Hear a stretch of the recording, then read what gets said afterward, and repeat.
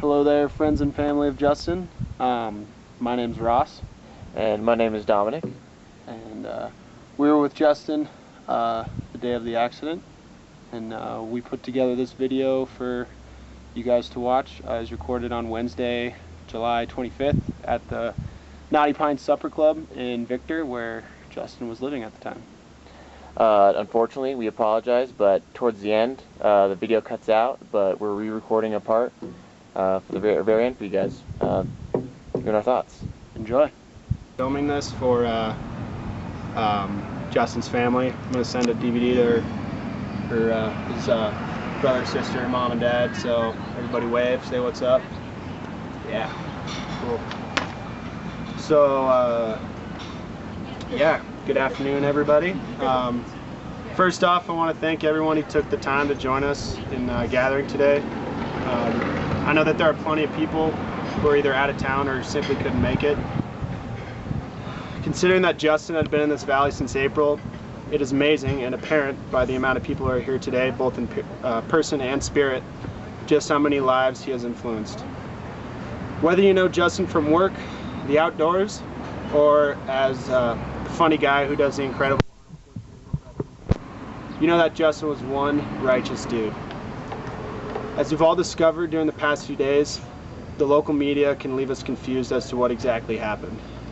My roommate, Dominic, who only met Justin the morning of the hike, teamed up with Justin and myself on our adventure to the Middle Teton. The three of us met at 5:45 a.m. on Sunday at the public parking lot on the north end of Jackson. Being that Justin was coming from Victor, he was 10 minutes late. This, of course, was an extreme rarity for Justin. I remember when Justin had moved up to Victor, he had no job and no connections. Within a matter of days, he had a well-paid landscaping job. I asked him, dude, how the hell did you get a job so fast? He looked at me and said, simple. I told my boss that if he were to hire me, I'd never show up late and I'd never call in sick. This is how Justin was. He was prompt, efficient, and most importantly, loyal.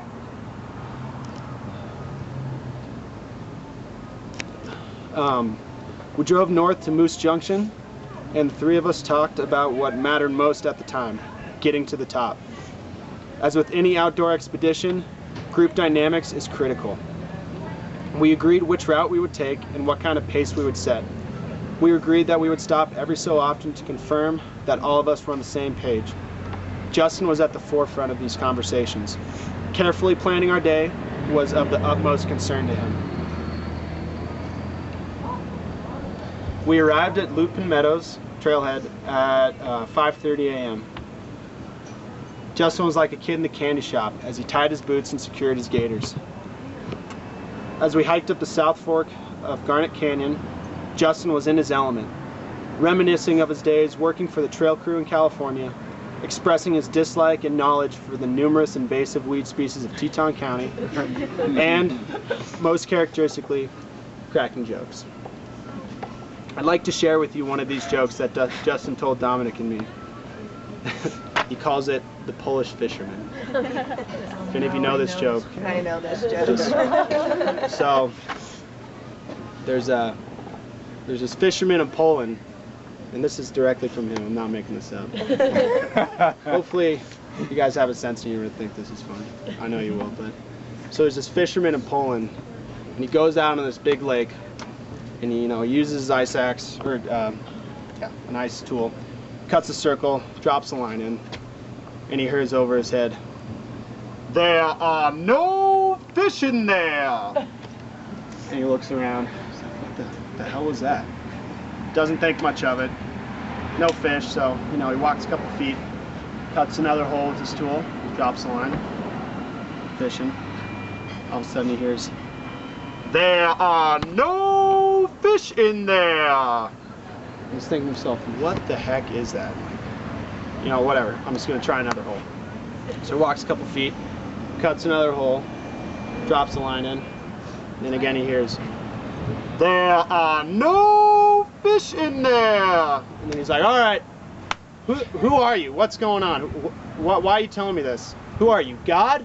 And then he hears, "No, I am the arena announcer.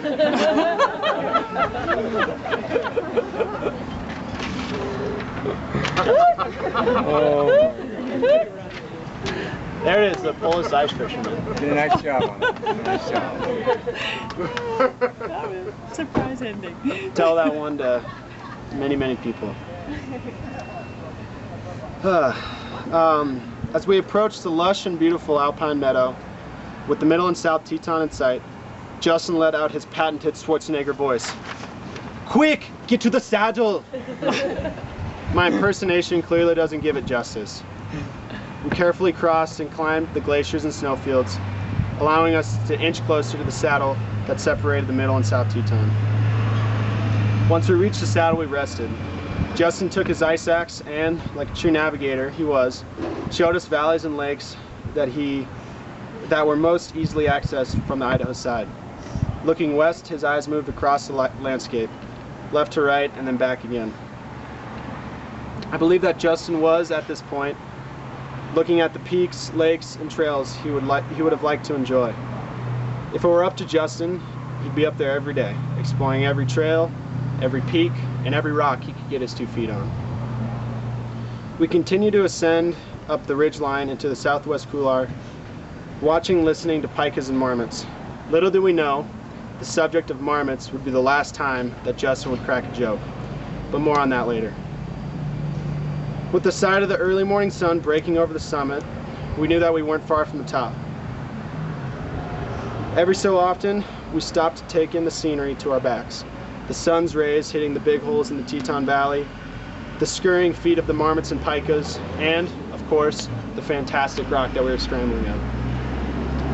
Reaching the top, Justin turned to Dominic and me and offered up a large high five. Justin had reached the summit and soaked up the sun just like the marmots were doing. His eyes were fixated on the Grand Teton, undoubtedly his next target to conquer. He called a close friend of his named Kuhn, and then his mother.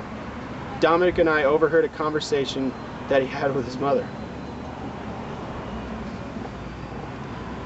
"Hey Mom, guess where I'm at?" he said enthusiastically. "Where?" she responded. "I'm on the middle Teton." And then she said something along the lines of, "Well, why the heck are you up there?" "This is why I moved here, Mom."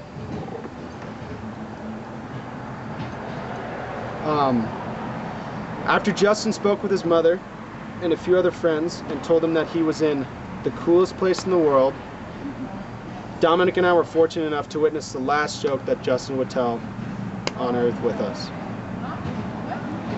Another group at the summit was enjoying the sights.